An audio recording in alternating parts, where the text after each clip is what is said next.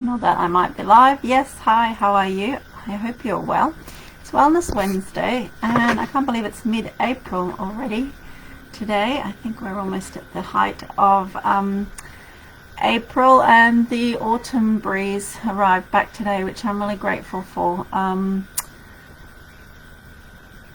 Autumn in the tropics is, as you can imagine, just mildly less warm than it is on other days, but when we have an April breeze, I do love it. So I'll certainly be going out in the middle of the day today to enjoy the fresh, cool breeze and fresh air.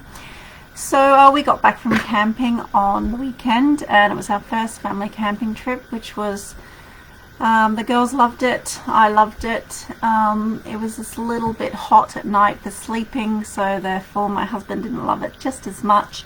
But on the whole, it was a fun experience. But I was reflecting yesterday because there's still stuff everywhere.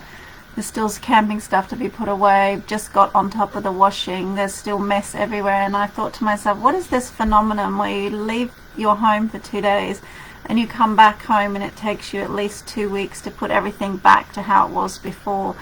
This is just like the cleanup after a holiday is almost not worth the pain of going somewhere in the first place. So this is a phenomenon, I think, for a lot of parents, and washing all the bed stuff from camping and getting the pantry cupboard back into a normal state. It's just a lot of work, to be honest. So I'm wondering how to just go to a holiday and have all meals included is the best way for, I guess, for mums to enjoy themselves and not have too much work when they get home. But it's interesting, and this week I've noticed a lot of different stages in my youngest, talking, playing, negotiating, conversations, sharing, laughing with her elder sister, and that's been really nice because she's starting to interact in a much different way than she was a few weeks ago. So I'm enjoying noticing how they can play together for longer periods of time, and they can do little things with each other, so that's joyful.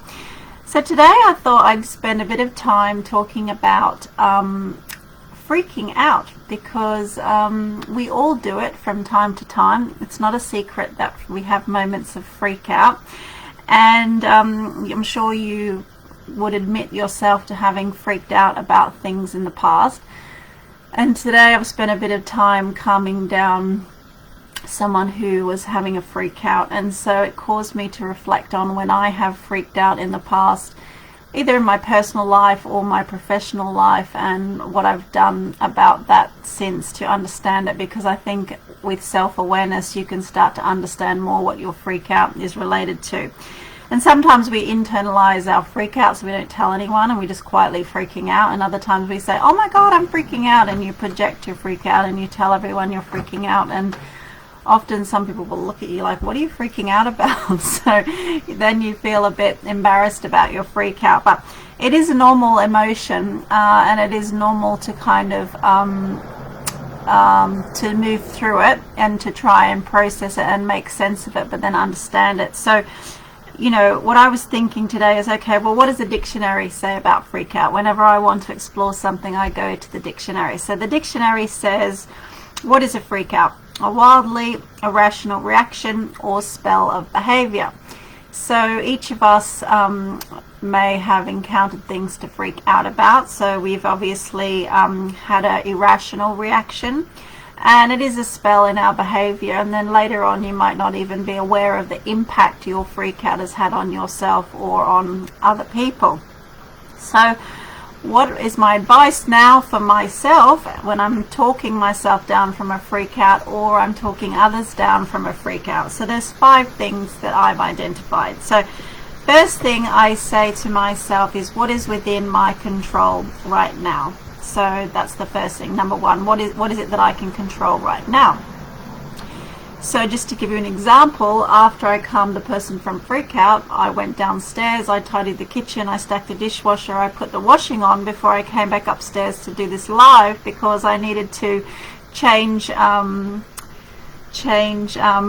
my vibration and change my energy, and could kind of come back with a different perspective. So what was in my control right now? Some things that I could do.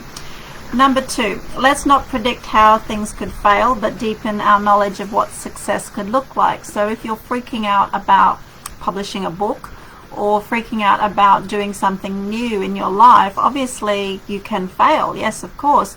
But rather than spend your energy thinking about what you can fail on, why not spend your energy thinking about what success could look like, and you're more visualizing success, so you're less inclined to be freaking out about the stuff that might not happen versus the stuff that could happen and would more naturally happen.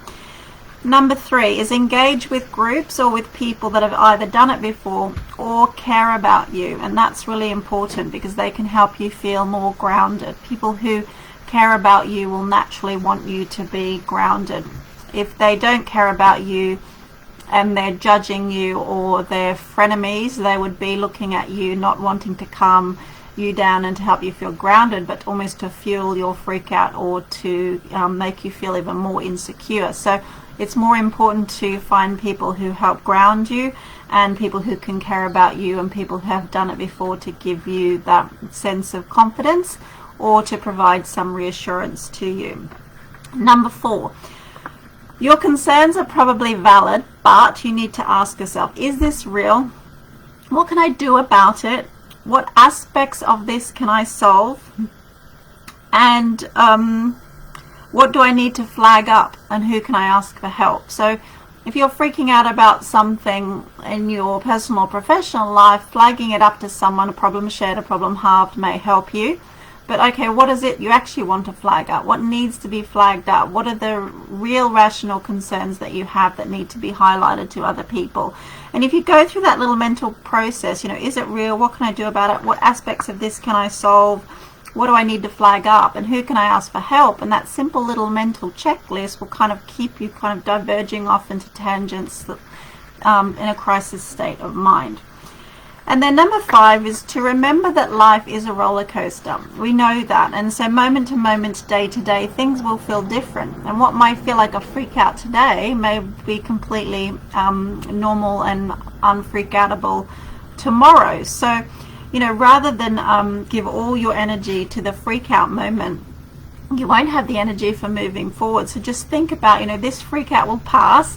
You don't want to spend too much time, effort, or energy on the freak out because you want to conserve your energy so that you're there for the long run. So, we can all get stuck in freak outs and we can spend hours, days, months, sometimes even years freaking out about things, and then we're paralyzed by stress and fear and guilt and all sorts of things. So just only give your freak out minimal amount of energy because you want to be moving it forward in a positive way. So just to remember, that's number 5. So if you notice a freak out, you can remember those 5 things. You can take a break from what you're doing and go and do something positive, like tidy the kitchen, put the washing on, put the pantry back into place. And then when you come back, you have that more rational frame of mind. And keep learning about your responses to your freak out moments, because once you're aware of the fact that, oh, hang on a minute, I think I might be freaking out now, what can I do about that? Well, firstly, you can start breathing. I remember being over here, my first live television interview last year, and I was literally feeling like I was freaking out. I was sweating, waiting in the virtual lobby to go live onto television, like I knew I was freaking out. So I was just saying to myself, okay, don't freak out. Just breathe, and doing my kind of talk down method. And I've done that to myself many times since then as well. So, keep learning about yourself. And, often what happens is we share our freak out moments and then we freak out everyone else around us, and we can create a storm in a teacup basically. And what we want to do is, it's also important not to smash up all your good china, piss off all your relationships and so on and so forth. So managing to contain your freak out, to understand your freak out, and to realize, do I need to be sharing this with everyone, or is it something that I can just manage on my own, to manage my own emotions? Because I don't want to be stopping everyone else's flow. If someone else is in flow and you go to them with a massive freak out, you're going to divert their energy away from things as well. So it's really important maybe to have that self-awareness, to reflect on your own freak out, and then bring it to the person's attention that needs to know, as opposed to constantly, freaking other people out as well. So those were some interesting observations that I had on reflecting of my own freakouts and noticing freaking out moments of others, which we all do. It's normal. It's not a criticism, but it's important to observe it and be aware of it, and to try and reverse engineer it and rationalize it. And if you want to have a good giggle, go onto the Urban Dictionary, and you can see some funny takes on the word freak out. One of my favorites, I had to write it down, it was to achieve a state in which emotions like stress and worry are amplified, commonly associated with OCD, deadlines, and middle-aged women. So, on that note, have a great week, take care, and I'll see you again soon. Bye.